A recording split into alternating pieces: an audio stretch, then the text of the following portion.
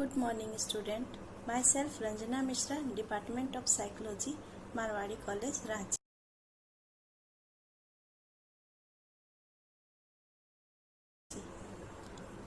जैसा कि पिछले क्लास में हम लोगों ने सेल्फ और सेल्फ के कंसेप्ट के विषय में हमने पढ़ा। हमने ये जानकारी हासिल की कि आत्म क्या है और उससे संबंधित तत्व क्या क्या है। अब हम एक नए कॉन्सेप्ट की ओर आगे बढ़ेंगे जिसका नाम है व्यक्तित्व। व्यक्तित्व यानी पर्सनालिटी।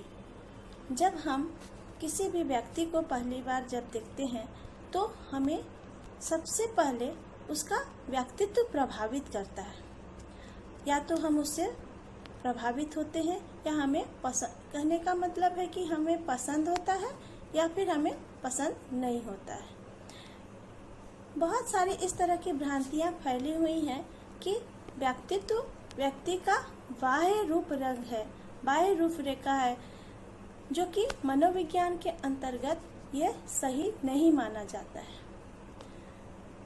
अगर हम व्यक्तित्व शब्द का शाब्दिक अर्थ अगर जानने का प्रयास करें तो व्यक्तित्व का अंग्रेजी शब्द पर्सनालिटी, जो कि लैटिन भाषा के पर्सोना शब्द से निकलकर बना है। पर्सोना यानी जिसका अर्थ होता है मुखौटा। मुखौटा या मास्क, जिसे अभिनय करते समय नायक और नायिका अपने चेहरे पर लगाकर उसके रोल को अदा करते हैं। इसी शब्द से पर्सनालिटी शब्द बना है, जो कि व्यक्ति के व्यक्तित्व के बाह्य रूप रंग की ही व्याख्या करता है। इस तरह पर्सनालिटी यानी व्यक्तित्व का शाब्दिक अर्थ हुआ मास्क या मुखौटा। ठीक है, किंतु मनोवैज्ञानिक इससे अलग या भिन्न मत रखते हैं।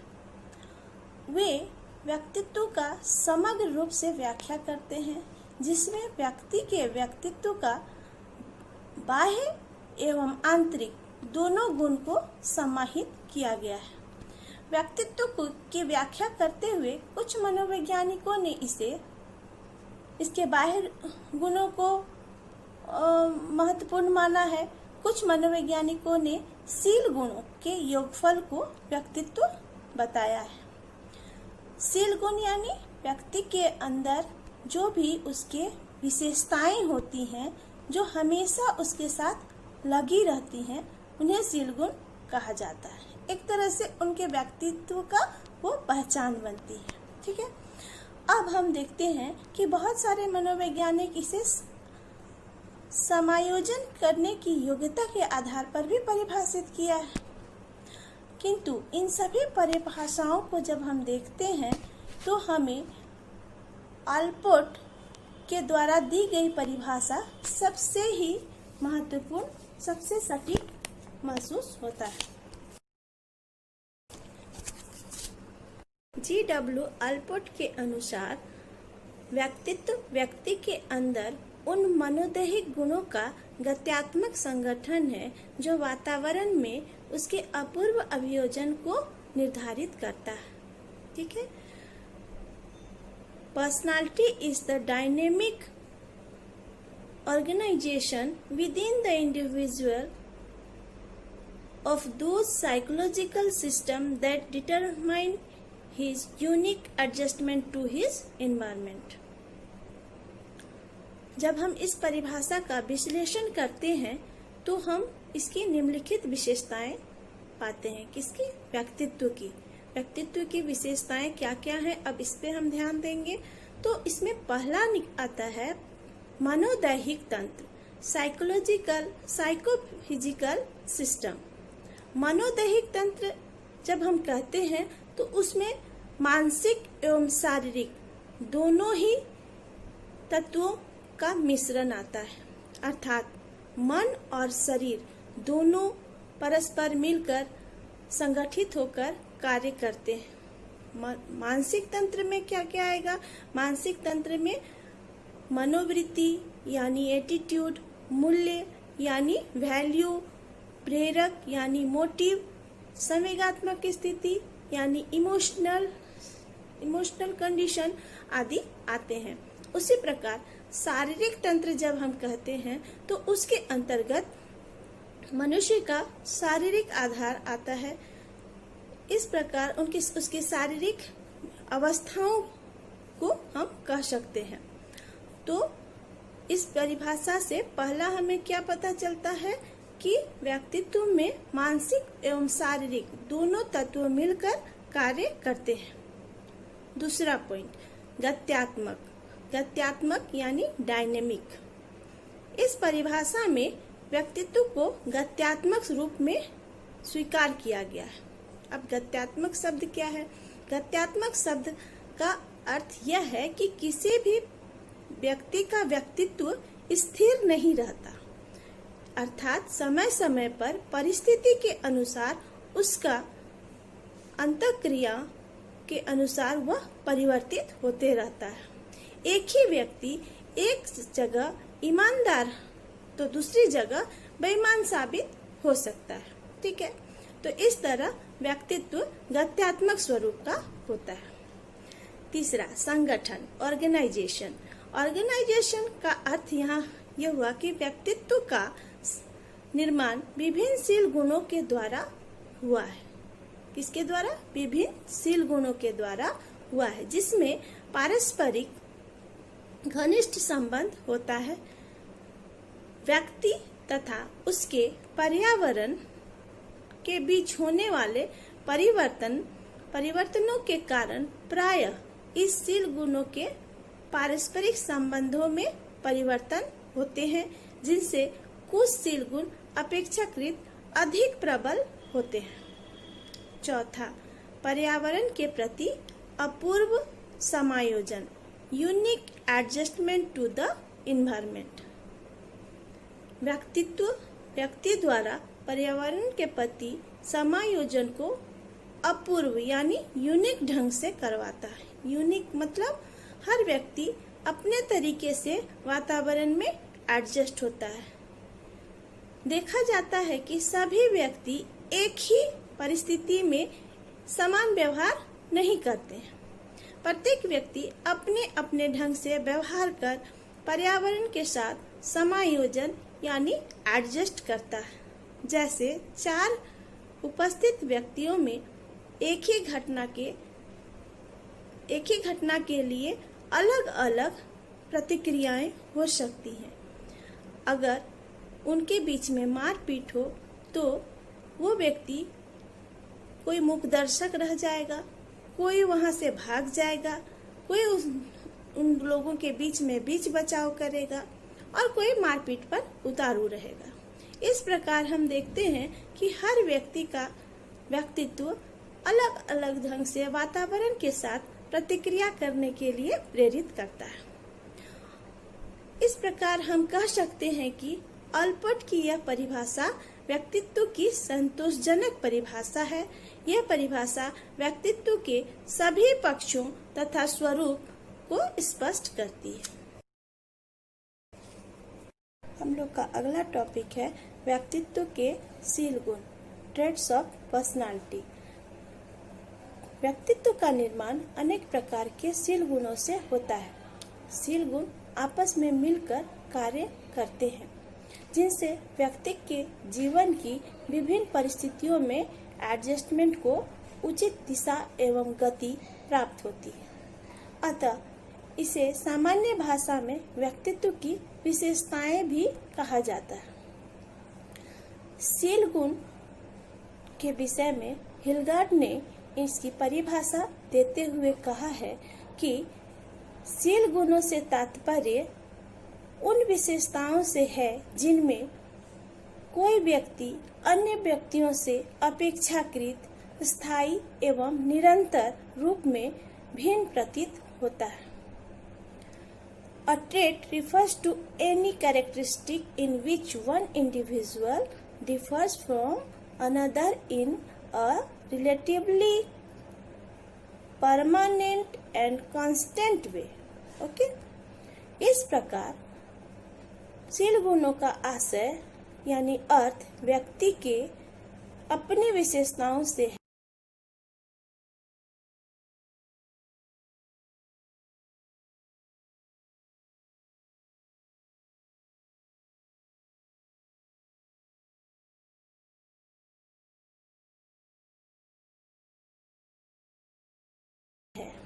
इसकी संख्या विभिन्न मनोवैज्ञानिकों ने अलग अलग बतलाई है, जिसमें कैटल ने व्यक्तित्व के शील गुणों की संख्या 16 बतलाई है, वहीं वोल्फले ने 7 शील गुणों को प्रमुख बतलाया। कुछ प्रमुख शील गुण निम्नलिखित हैं। पहला, प्रभुत्व और अधीनता। प्रभुत्व और अधीनता का शील गुण व्यक्तित्व का एक प्रमुख एवं परस्पर विरोधी शील गुण है। जिस व्यक्ति के अंदर प्रभुत्व का शील गुण होता है, वह अपने समाज, समूह, दल तथा प्रत्येक स्थिति में नेता बनने का प्रयास करता है। ऐसे व्यक्ति में दूसरों पर अधिकार जमाने की भावना पाई जाती है, जैसे किसी समाज का मुखिया होना, किसी दल का नेता होना, स्कूल में हेड बॉय होना, वर्ग का मॉनिटर होना, टोली का कप्तान होना आदि। ये शील गुण उनमें पाई जाती है। ये शील गुण उन्हें उस पोजीशन में ले जाती है। जबकि दूसरी ओर जिस व्यक्ति के अंदर अधीनता का शील गुण पाया जाता है, वह विनम्र, साहसी, सहनशील, घबराने वाला, असुरक्षित, परावलंबी तथा अनुकरण करने वाला होता है। ऐसे व्यक्ति दूसरे के मार्गदर्शन में काम करने वाले होते हैं। दूसरा, संवेगात्मक स्थिरता और अस्थिरता। जिस व्यक्ति में संवेगात्मक स्थिरता पाई जाती है, वैसे व्यक्ति का व्यक्तित्व का विकास सामान्य एवं संतुलित होता है। उनमें संवेगात्मक रूप से परिपक्वता का गुण पाया जाता है। वे किसी भी परिस्थिति में अनुकूल प्रतिक्रिया करते हैं और अपने संवेगों को नियंत्रित करना भी जानते हैं। जबकि दूसरी ओर जिस व्यक्तियों में संवेगात्मक अस्थिरता का गुण पाया जाता है, वे जल्द घबराने वाले और विषादित स्वरूप के हो जाते हैं।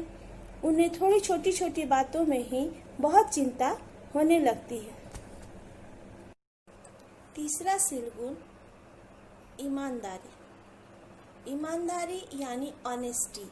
ईमानदारी का शील गुण जिस व्यक्ति में पाया जाता है, वह हर परिस्थिति, हर सिचुएशन। तीसरा, ईमानदारी, ऑनेस्टी। ईमानदारी का शील गुण जिस व्यक्ति में पाया जाता है, वह कठिन से कठिन परिस्थिति में भी अपने ईमानदारी के गुण को नहीं छोड़ता है। उस व्यक्ति पर लाख मुसीबत भी आए, फिर भी वह ईमानदार ही रहता है। जैसे इस तरह कई महान व्यक्ति हुए हैं जिनके विषय में यह शील गुण उनके साथ लगा हुआ है, जैसे सुकरात, महात्मा गांधी आदि। यह शील गुण उन उन्नत व्यक्तित्व का बोध कराता है। ऐसे शील गुण वाले व्यक्ति लाख प्रलोभन के बावजूद भी ईमानदार बने रहते हैं। चौथा, दृढ़ता या हट या परसिस्टेंस। दृढ़ता या हठ भी व्यक्तित्व का एक प्रमुख शील गुण है। जिस व्यक्ति में यह शील गुण होता है, वह किसी भी परिस्थिति में दृढ़ ही रहता है। वह जिस कार्य को करने की ठान लेता है, उसे वह पूरा करके ही दम लेता है। लाख बाधाओं के बावजूद वह अपने लक्ष्य से पीछे नहीं हटता है। ऐसे व्यक्ति उद्देश्य के प्राप्ति में किसी भी आलोचना या उपहास की परवाह नहीं करते हैं। इनका आत्मविश्वास, धैर्य एवं लगन काफी प्रबल होता है। मतलब ये अपने धुन के पक्के होते हैं। पांचवा, विषाद, डिप्रेशन। जिस व्यक्ति में विषाद का शील गुण पाया जाता है वह हमेशा उदास, चिंतित, दुखी प्रतीत होता है। ऐसे व्यक्ति में आत्मविश्वास की कमी होती है। ये साहस के अभाव में अपनी बातों को प्रकट नहीं कर पाते, जिसके कारण दुख एवं तनाव से घिरे रहते हैं। नेगेटिव टेंडेंसी के कारण इनके जीवन का स्थायी अंग चिंता बन जाता है। इन्हें दूर दूर तक सफलता नजर नहीं आती है। छठा, आकांक्षा का स्तर, लेवल ऑफ एस्पिरेशन। आकांक्षा का स्तर भी व्यक्तित्व का एक प्रमुख शील गुण है। हर व्यक्ति में आकांक्षा का स्तर अलग अलग रहता है। आकांक्षा का स्तर व्यक्ति को आगे बढ़ाने में मदद करता है। उच्च आकांक्षा स्तर वाले व्यक्ति जीवन में किसी न किसी उद्देश्य को अवश्य प्राप्त कर लेते हैं, जबकि निम्न आकांक्षा स्तर के व्यक्ति लक्ष्य के प्रति कम प्रेरित होते हैं। सातवां, चिंता, एंजाइटी। प्रत्येक व्यक्ति में चिंता की थोड़ी बहुत मात्रा में पाई जाती है, लेकिन कुछ व्यक्ति ऐसे होते हैं जिनमें यह शील गुण पाया जाता है। वे हमेशा चिंतित रहते हैं, उनमें अकारण ही घबराहट बनी रहती है। वे अनावश्यक रूप से भयभीत, आशंका से घिरे रहते हैं। इससे उनके एडजस्टमेंट में समस्या उत्पन्न होती है। जैसे किसी प्रिय व्यक्ति के घर से बाहर जाने या ऑफिस जाने पर उनके वापस लौटने तक आशंकित, भयभीत एवं घबराए हुए रहना। आठवां, सामाजिकता,